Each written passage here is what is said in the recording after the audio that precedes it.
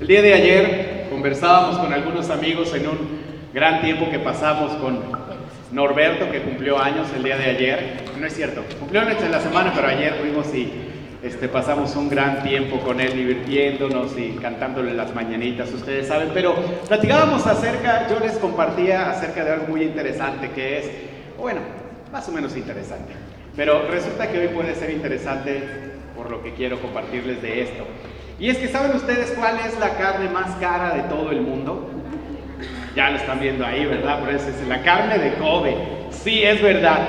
Esa es un pequeño trozo de carne de Kobe. ¿Por qué esa carne es una de las carnes más caras del mundo? Ahorita les voy a explicar por qué, pero ¿dónde se produce esta carne? Esta carne de Kobe se produce en esta pequeña isla que ustedes ven que se llama Japón. En la isla de Japón hay una provincia, una prefectura que se llama Hyogo. Ahí es donde se produce esta famosa carne de Kobe. Entonces buscaba yo un poquito de información sobre eso y me encontré un restaurante en la Patagonia, en Argentina. Ustedes saben que la Argentina es famosa por el tipo de carnes y cortes que hacen. El buen bife, ¿verdad? Es un lugar muy conocido argentino. Son cortes muy deliciosos. Solo una vez en toda mi vida fui ahí porque me invitaron a 2 veces, en 2 ocasiones, y las 2 me invitaron, ¿verdad? Pero son caros los cortes ahí, pero muy, muy ricos los cortes. Y resulta que en este restaurante argentino se vende la carne de Kobe. Ahora, quise poner esta información que voy a leerles acerca de la calidad de productos que se venden o se comercializan en este lugar. Se llama Kobe Beef de Argentina. Fíjense, estas son sus filosofías, su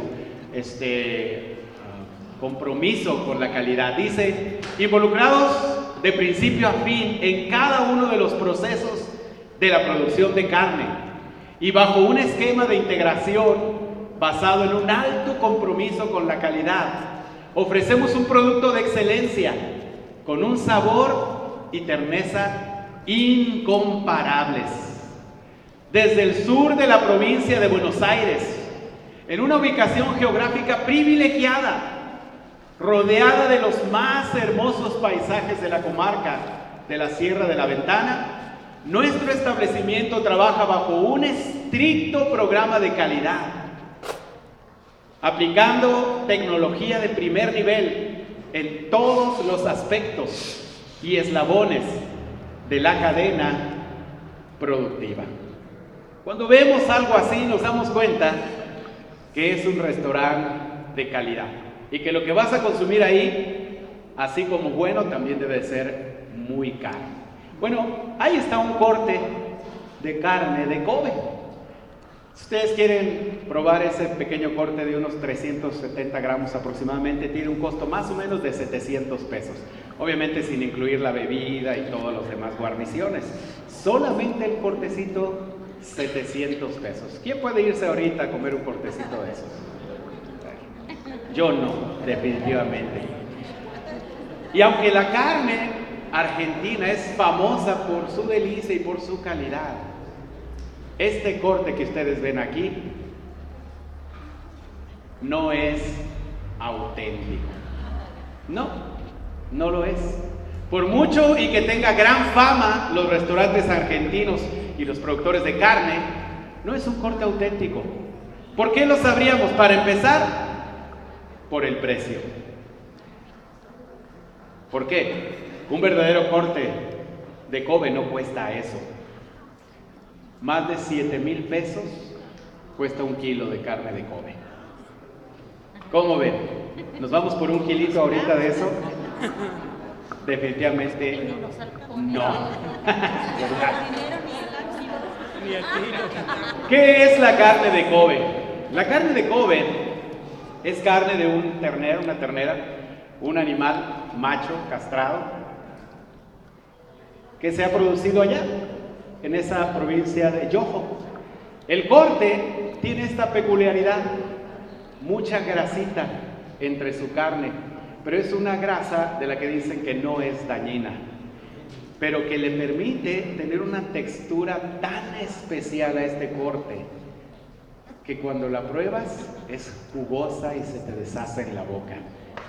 Rica, rica, rica, rica, rica. Bueno, yo me imagino, ¿verdad?, que debe ser rica. ¿Saben? Sin embargo, esta carne de Kobe, para ser auténtica, por lo menos debe tener estos requisitos que deben ser considerados. Si no cumple estos requisitos que ven ahí, definitivamente no es carne de Kobe, no es auténtica. ¿Cuáles son? Primero, su origen. Para que sea carne de Kobe, el animal debe haber nacido en Japón, para empezar. Y siendo más específico, no todo Japón, específicamente allí, en ese lugar, Yogo o Hyogo. Porque hay más carne en Japón, muy cara. Wagyu se llama esa carne, que en realidad significa vaca, es lo mismo. Es carne muy cara, pero no toda la carne Wagyu es de Kobe, pero toda la carne de Kobe es Wagyu. ¿Qué significa? Que aunque todo el país de Japón producen esa carne Yogo, o Wagyu, perdón, no todas producen la calidad de la carne de Kobe, que solamente por el simple hecho de que el animal en su origen haya nacido aquí, ya está certificado como carne de Kobe. Número 2, su crianza. Es muy importante que ese animal haya sido criado desde que nació hasta que es sacrificado en ese lugar. Si el animal lo sacan de Japón y lo van y lo matan a Argentina y dicen, ¿es carne de Kobe?, no lo es. ¿Por qué? Porque dejó de criarse aquí y lo llevaron después a criarse 1 o 2, 3 semanas, un mes a otro país, y desde ese momento pierde su certificación. No es carne de Kobe, ya no es auténtica. O digamos, sacan reses de aquí y van y las reproducen y las crían en otro país bajo condiciones muy similares, ya no es carne de Kobe. Ya su precio no es el mismo, se reduce considerablemente. Y número 3, su sacrificio. Para que la carne de Kobe tenga la calidad, el valor de ser auténtica, el animal debe ser sacrificado aquí. Es curioso, ¿verdad? Pero así es. Así es. Tienen sus sellos de certificación y los japonesitos son muy estrictos en estas cosas, ¿no? Como que les interesa. Ahora, ¿por qué debe de ser criado ahí? Ustedes saben que Japón no es tan grande como México, no tiene demasiadas praderas, lugares donde puedan pastar esos animales. Entonces, los animales ahí dicen que son alimentados con granos muy especiales de los japonesitos, de tal forma que su alimentación produce este tipo de carne.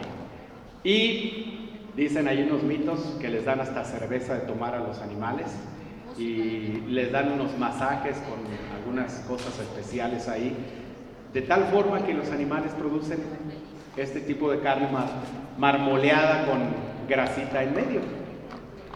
¿Quién sabe si eso sea cierto? Parece que son mitos, puede ser que sí, puede ser que no, pero lo que sí es cierto es que el animal debe ser criado ahí porque solo los japonesitos saben exactamente qué darles.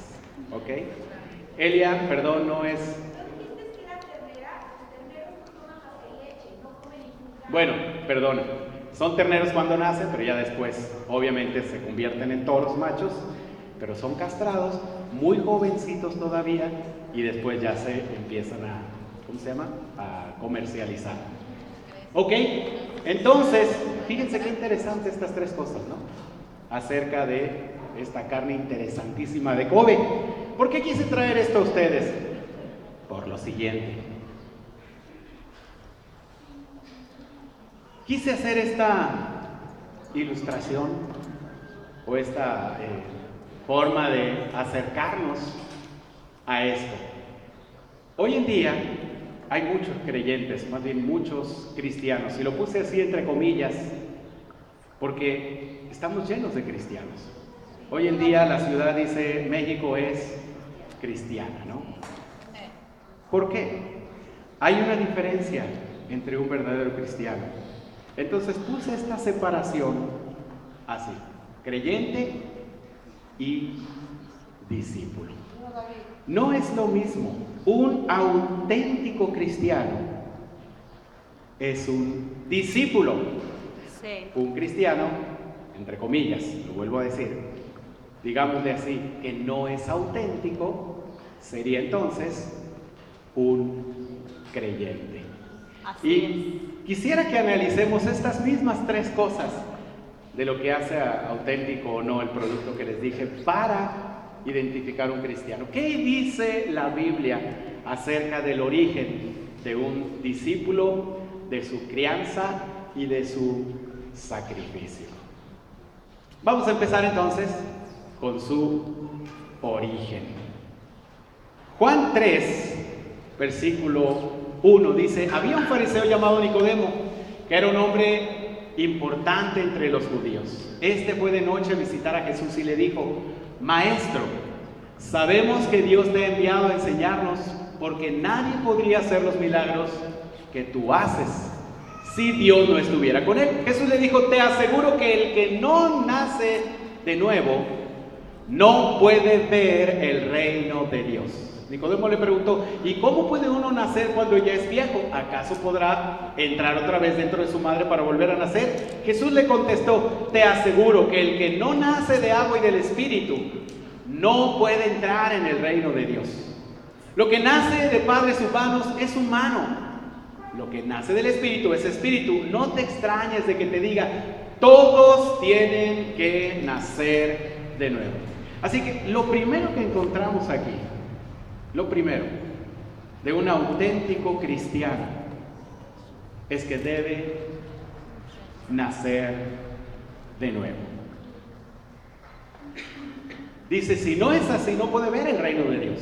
Y luego vuelve a reafirmarlo al final diciendo: todos tienen que nacer de nuevo. ¿Qué significa esto? Hay más escrituras.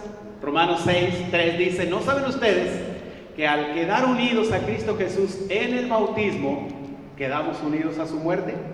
Pues por el bautismo fuimos sepultados con Cristo y morimos para ser resucitados y vivir una vida nueva, así como Cristo fue resucitado por el glorioso poder del Padre. Entonces, un auténtico cristiano debió alguna vez en su vida nacer de nuevo. Amén. Un auténtico cristiano debió alguna vez en su vida haberse bautizado. Y al bautizarse, ese fue el inicio de una vida nueva. No estamos hablando de la misma vida que llevaba, no, es una vida nueva. ¿Qué nos dice la Biblia acerca del origen de un auténtico cristiano?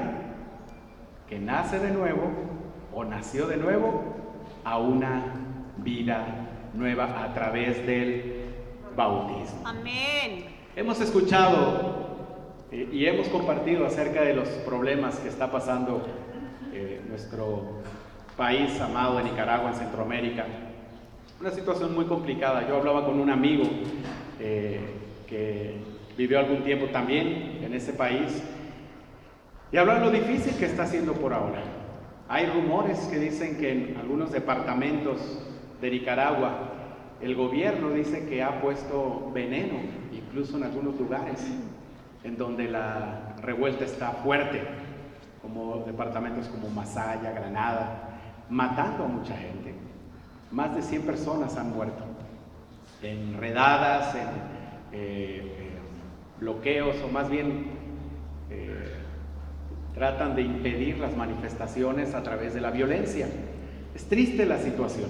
Entonces, la mayor preocupación de los nicaragüenses es que esto parece que va rumbo a una guerra civil. Hay mucho descontento en muchos ciudadanos. Y aunque es fuerte, hemos estado orando por nuestros hermanos y por todo ese país de Nicaragua para que Dios les dé paz y para que Dios les dé tiempos de mayor fortuna. Sin embargo, no olvida ese país, que es un país que ha vivido en sus años pasados bajo mucha tensión y bajo mucha guerra. Cuando nosotros estuvimos en Nicaragua, esta es una foto de mi esposa y yo con nuestros hermanos en la iglesia de Nicaragua, de Managua, Nicaragua. La iglesia tenía no mucho tiempo que estaba saliendo de alguna guerra que se le llama guerra de guerrillas. Y tuvimos la oportunidad de conocer muchos guerrilleros en ese entonces. El que encerré ahí, este hombre de traje, que se ve muy formal, muy serio, muy bien, en realidad fue un guerrillero. Y aproximadamente tenía unos 50 años cuando le conocimos, 55 años.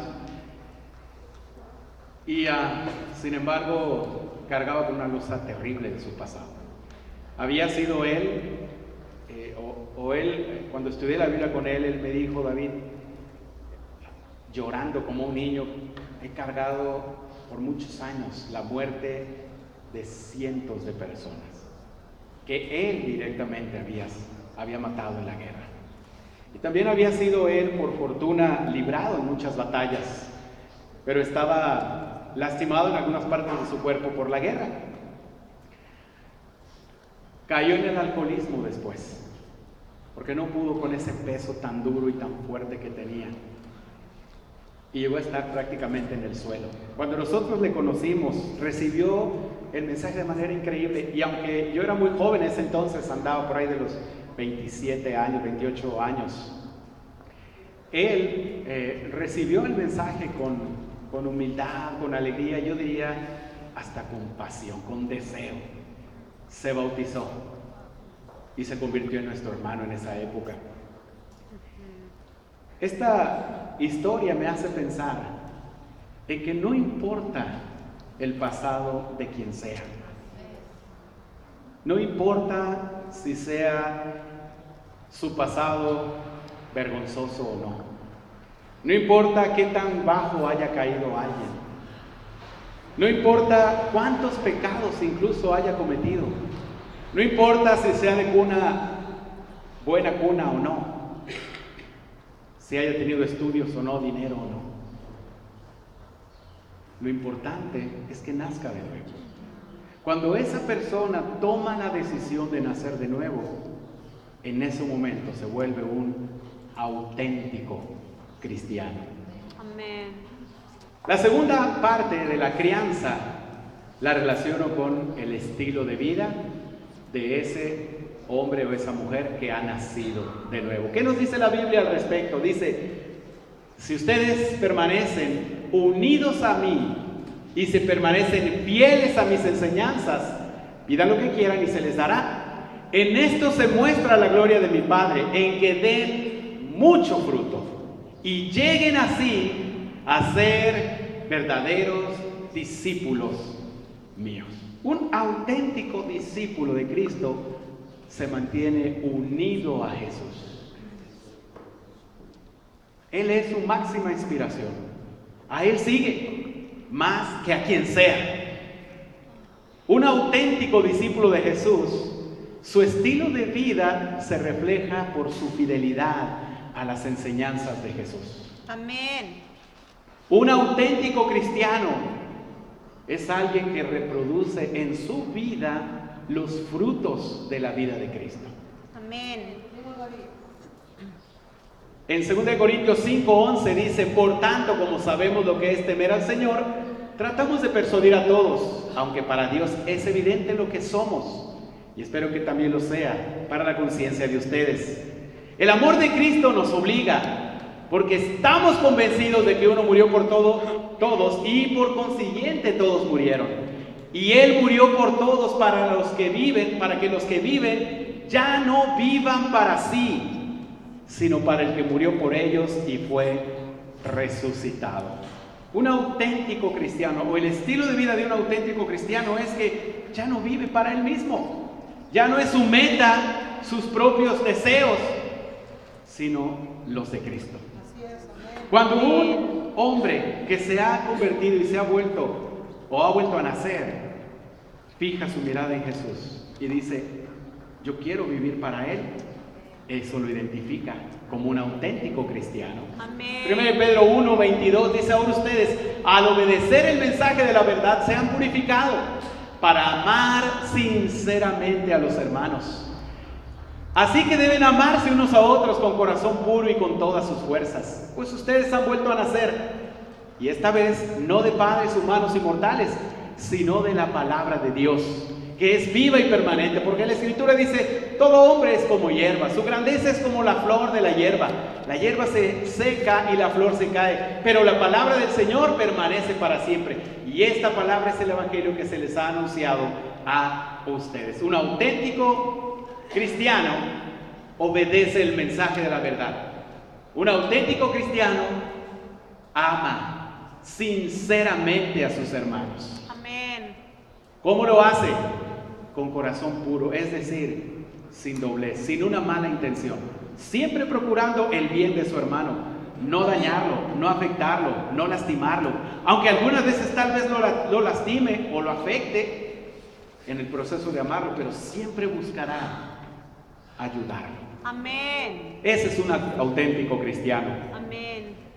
Y Efesios 4:22 también dice, con respecto a la vida que antes llevaban, se les enseñó que debían quitarse el ropaje de la vieja naturaleza, la cual está corrompida por los deseos engañosos, y ser renovados en la actitud de su mente, y ponerse así el ropaje de la nueva naturaleza, creada a imagen de Dios en verdadera justicia y santidad. Por lo tanto, dejando la mentira, hable cada uno a su prójimo con la verdad, porque todos somos miembros de un mismo cuerpo. Si se enojan, no pequen, no permitan que el enojo les dure hasta la puesta del sol, ni den cabida al diablo. Un auténtico cristiano se está renovando siempre en la actitud de su mente. Su mentalidad está cambiando, ya no es como la del mundo. Un auténtico cristiano tiene un objetivo, hablar la verdad siempre a su prójimo, aunque ésta sea mal recibida. Un auténtico cristiano puede enojarse, sí, pero busca que su enojo no le dure más de un día. Lo resuelve con la persona y o lo resuelve con Dios. Ese es un auténtico cristiano. Así es. Ahora, un auténtico cristiano, como bien dijo Lalo Puri, no es perfecto. Un auténtico cristiano tiene fija su meta. Esta es su meta. Un creyente miente, un creyente peca tan fácilmente al enojarse. Un discípulo de Cristo se esfuerza por decir siempre la verdad. Amén. Por dominar su carácter y aún controlar su enojo. Así es. El que robaba, no robe más, sino trabaje honradamente con las manos para tener que compartir a los necesitados.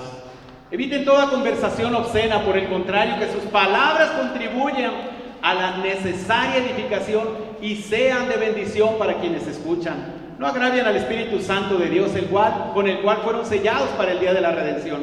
Abandonen toda amargura, ira y enojo, gritos y calumnias y toda forma de malicia. Más bien, sean bondadosos y compasivos unos con otros y perdónense mutuamente, así como Dios los perdonó a ustedes en Cristo. Y si esta carta fue dirigida a los cristianos de Éfeso, no les estaría diciendo, no les estaría exhortando a que sus palabras contribuyan a la necesaria edificación si siempre lo estuvieran haciendo. No les estaría exhortando a ser bondadosos y compasivos si siempre lo estuvieran haciendo. ¿Qué significa? Que como humanos tenemos la tendencia de hacer lo que se nos pegue la gana. Sí. Como humanos tenemos la tendencia de ser egoístas, de ser duros, de ser agresivos y de odiar.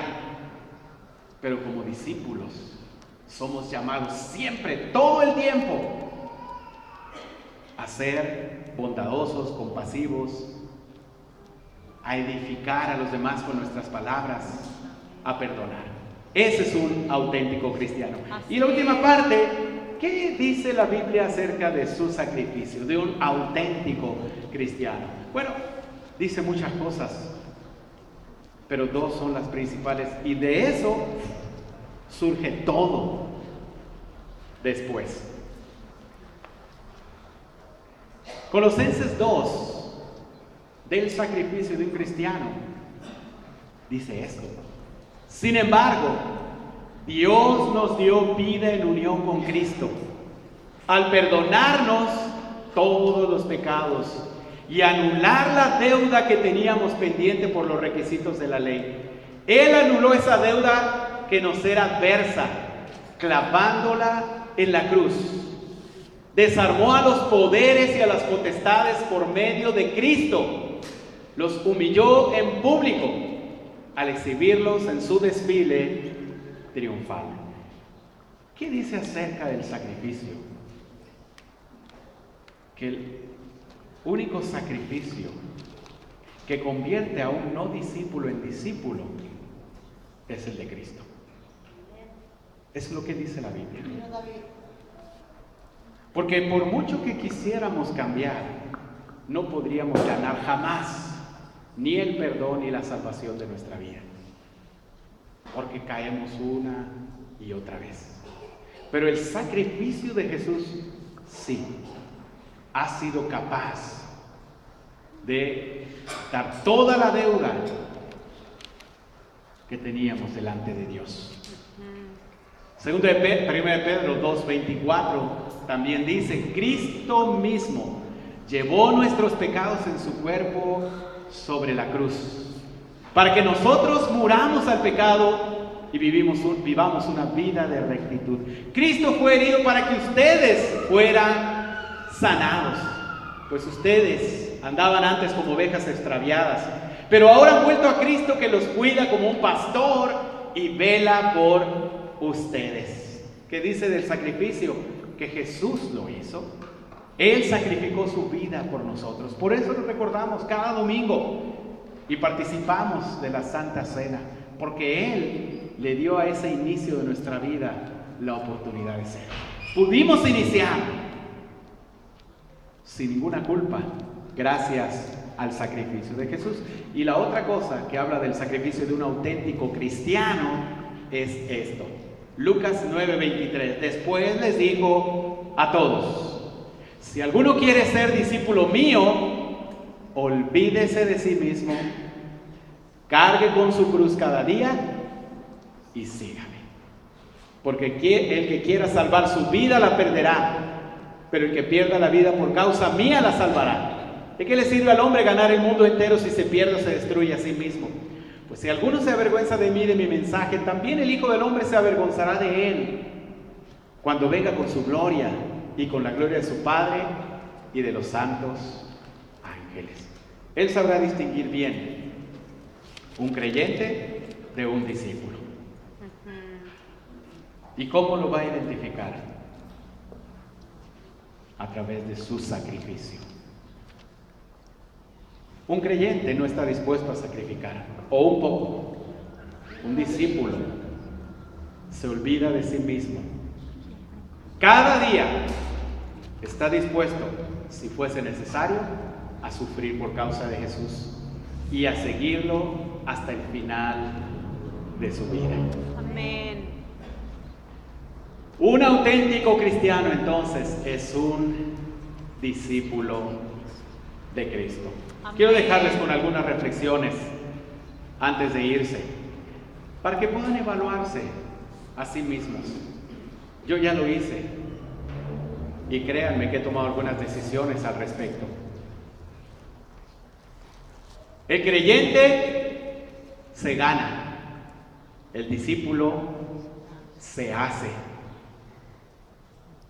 El creyente depende del pecho de la madre, porque siempre está esperando. El discípulo está destetado para servir. El creyente suele esperar panes y peces. El discípulo es un pescador.